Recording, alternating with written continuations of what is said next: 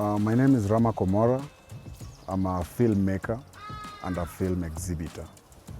Basically, by film exhibitor, namaanisha I create spaces where people can come and enjoy film, look at films. Yeah. So back in 2018, I used to be part of a production company called Filmmakers. We used to do short films a lot of the times, and also we tried like a couple of 2 feature films. Despite the fact that we were successful in the endeavors and even like got a couple of awards along the way, we had a very big problem in getting return on investment, or maybe even like coming up with enough funds to shoot the next project. So the idea actually came as a form of a necessity as well, away from just adventurous. The idea was to host events where people would come, watch our films, and then maybe pay tickets to come and watch them. That way, we will at least return some of the amount gathered to cater for the prices that we paid for while shooting the film, or at least gather some funding to shoot the next project. Yeah, currently now the exhibition grew to something a bit bigger than what we planned out to be back in 2018. Now we are a community of film lovers who just want to go out, connect, and talk about the stories that are showcased in the screen. Majority of times people walk into cinemas, they watch the film and then wanaenda home. But now with us, we try to see how do we like further the conversation away from just the movie and talking about the movie when you go back home, maybe to your sister and your friends, but to the people who enjoyed the film together with you. So we curate spaces. To make that happen, we do it outdoors to make it feel a bit more free and a bit more conversant. That way, even the activities that we put on along the event before the event or before the movie starts kind of makes people feel more free to talk about anything they might want to talk about. So I will kind of summarize what we do as a community of film lovers that come together to build a platform where they can talk, connect about film and the stories that we share. About how we convince the audience in loving what we are trying to do, I remember like our first event we did. It was just like an experimental event. We had like a couple of 20 to 30 audience where we invited people kind of for free to come and just have the experience and share with us how they feel it to be. What we got a lot was the sense of belonging, right? So it's not about sometimes what you get, is about what you feel, how it makes you feel. And the community makes people feel part of something great, maybe greater than even themselves, right? So people really love that. Also the aspect of coming outdoors and engaging with other activities away from just the film that's going to be showcased at the end of the day also gets people very excited. You see a lot of people go back home, some are indoors, they just want to go out and like experience a lot of stuff. But now, despite the fact that there are so many options, some film lovers only get to go and watch cinema in the cinema. So the aspect of community building and connection sometimes I'm not saying this to like fight off the cinema experience, but people look for different things. And some people look for community while they are also doing the film. So we found out that that's something that people are in much need of, and we tapped into that. So that's how the community has grown until now, and it's been very beautiful. I'll just go through the whole planning of an event, right?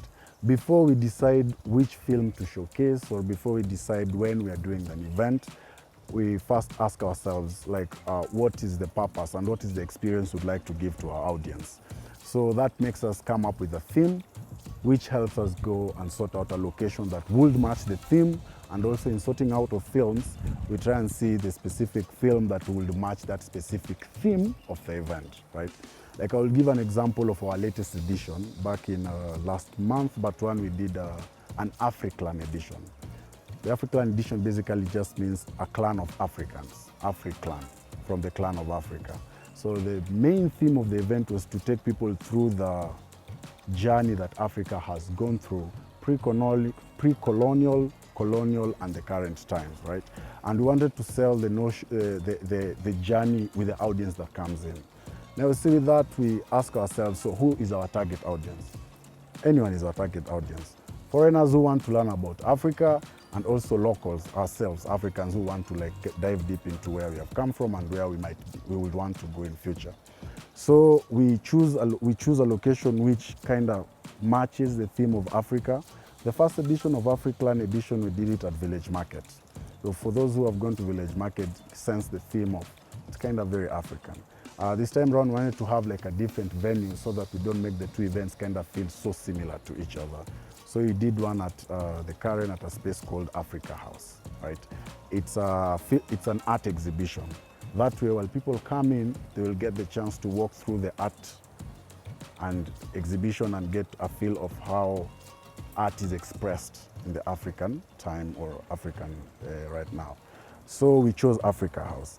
And then we're looking at the film which we chose, the line that we went with was where we were as Africa, right?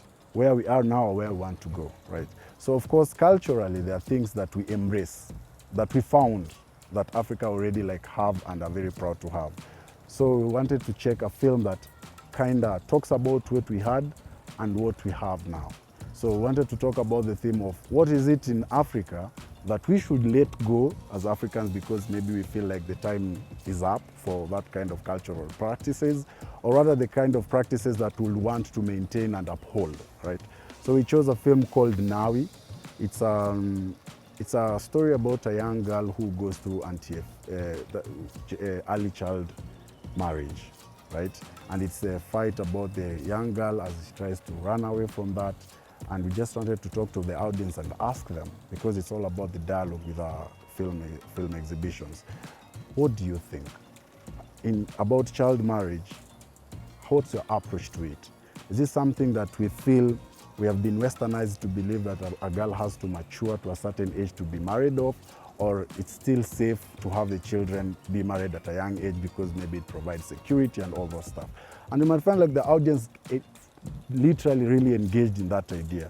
And now from that talk about early childhood marriage, we talk now about other factors or other things that we feel should be either maintained or should be cut loose. Yeah. So we have the film during the evening. Remember, during the day, we had people going through the art exhibition, different games that people engage in during the day, and different kind of activities to enable them to have conversations and connect with each other. So that by the time the dialogue comes, people are already familiar with each other, or at least feel so free to express themselves.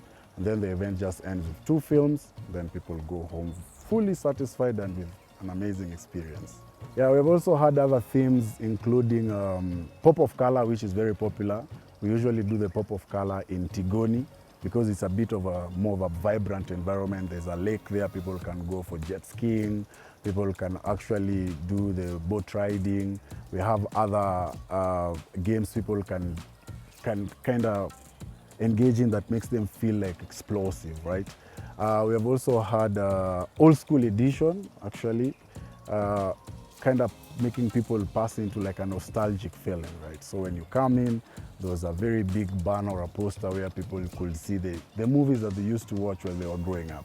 And now you imagine you and your friend, you're walking, and then you see a popular film like, let's say, Mr. Bones, a poster of Mr. Bones. Immediately the nostalgia pushes you to talk about the times or make you remember the times when you were young, right? The times of Cobra Squad, the times of Big Mama, and so on. So, and then we play those games we used to play while we were children, including Three Sticks, Kati. So those are the kind of games people engage in before the movie starts. And it's a fully immersive, nostalgic feeling. And then we showcase an old school film.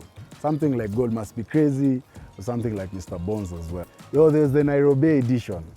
Nairobi edition is like the Valentine edition, right? In February. We hosted it here at the Social House to just keep the theme more lovey-dovey, allow people to come in as couples. So you see, like in such a theme, of course, you bring out flowers, you bring games that are a bit more intimate because the audience that comes to like the Nairobi edition are kind of lovers, right? So that will be, the feeling at a Nairobi edition will be very different from an African edition. Because at Nairobi edition, you'll find majority of the audience that comes are lovers. But at Africa, you'll find someone with their mother or their children who are coming. Or the Pop of Color edition, a lot of people who come are also families, right? And the upcoming one that's actually coming, the beach edition at Diani, which kind of we like to give people a coastal vibe and showcase coastal films to give people the Bahari flavor.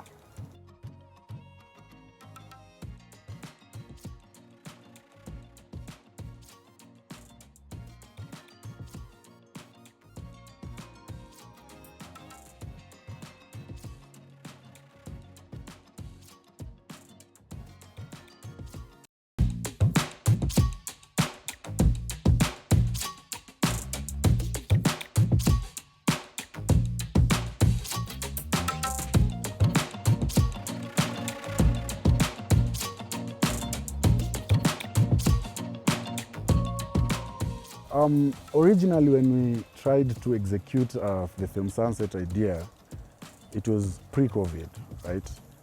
Back then, of course, doing like the private events. We're not doing them public where people are coming and buying out tickets to come and watch. So the biggest challenge was, of course, to getting clients, and also the idea was really not fully formulated in the head. Unaweza panga kitu kwa kichwa, then when you're on ground, unaona, 1 + 1 is not really equals 2 as I had planned. There's another 1 that I have to have 3 at the end, right? So that was the biggest challenge, the patience and the struggle of trying to also understand the idea that you had and the logistics of how to make it happen on ground, right? So what kind of happened for us as a plus or as a bonus was during the COVID time when all cinemas were closed. Of course, we couldn't do Film Sunset as well because there was curfew. But then the curfew was lifted, but then the cinemas were still closed. And there was the 1 meter rule distance thing.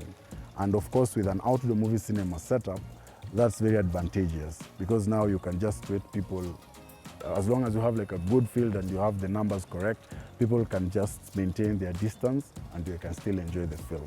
So that way we collected a lot of community members and people really loved that. So post-COVID, people were still very interested, and that skyrocketed us to where we are right now with a very big following and a lot of people requesting for more than we can deliver number of events. Another challenge actually was managing an audience. Managing an audience is an art, like knowing what to do with when an audience is feeling this kind of way and pushing them back to the program and ensuring that they get the experience that you had promised they will get when they come to the event, right? Because I remember there was a time like you might forget some very small details when you're doing an event. Like for example, having like a power blackout. Assume you're watching a film and you don't have a backup generator because you're an outdoor cinema. So power goes out. How do you manage such kind of a situation? Or for example, you are already during an event that people are watching a film, or maybe something technical just happens and the screen goes off, or something does not work to ensure that the event goes on smoothly. So the managerial kind of challenges were there, and we are grateful that we have been able to maneuver around them, and we have kind of created like backup to the backup to the backup to ensure that the event runs smoothly. There's a lot that goes on behind the scene that the audience wouldn't really know. You might find that there was even a power, or maybe the projector crashed out before the movie started at 6 and the movie was supposed to start at 6:45. But these are the things that the audience wouldn't really notice because we have managed to kind of streamline the whole process and have like a very powerful team. I'll credit it to our technical team and our whole team. They are very hands-on when it comes to any misfortunes that happens along the way, and the audience might not even know until the event ends. Another big challenge I faced was kind of securing funding, because the equipment we use is, I'll say this, it's very expensive. Like we'll find like the screen that we've just put up is a million plus in cost. So I'm just a young guy from school. How do I get like I want it, but how do I afford to get such a screen? So with our earlier events, we used to really depend a lot on sponsors, because if you fully depend on a ticket sale, sometimes you might not be able to even have like return on investment. So the biggest challenge was securing maybe sponsors and funders. Majority of the time, because they saw us as a young team, and they feel like we don't have a lot to offer in relation to when someone looks a bit older and looks like they have more experience. Yeah, but the work has spoken for itself, and how beautiful the audience have responded and the numbers have grown now, it's not as much of a challenge as it was before. I have a very great marketing team. If you have checked our page, I don't know how our social media does it, all credit to Mariam Time. The content that promotes our events is usually very organic. And because we are a film exhibition company, we're trying to make it feel like a bit of more filmish.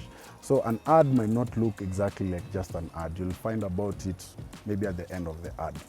And also with the big following that we have, a lot of marketing also happens online. So, and the community we have on WhatsApp, on Telegram, and so on and so forth. Also, in terms of revenue, a lot of our revenue also streams out from our private events.